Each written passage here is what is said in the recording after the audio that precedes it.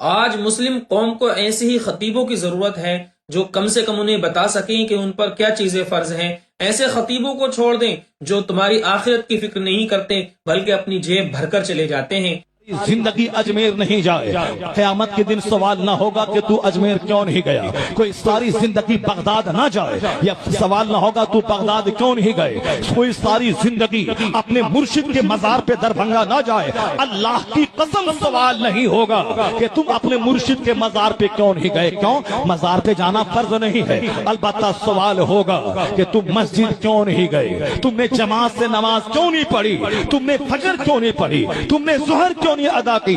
اِنَّا اَوَّلَ مَا يُحَاسَبُ بِهِ الْعَبْدُ يَوْمَ الْقِيَامَةِ الصَّلَاةُ۔ اب حضور فرماتے ہیں قیامت کے دن سب سے پہلا سوال نماز کا ہوگا، اور جو نماز کا جواب دینے میں سکشم رہا، کامیاب رہا، فقد افلح وانجح، he became successful، وہ کامیاب ہو گیا۔ اور جو نماز کے بارے میں پکڑا گیا، حضور فرماتے فقد خاب وخسر، وہ ہلاک اور تباہ و برباد ہو گیا۔ حضور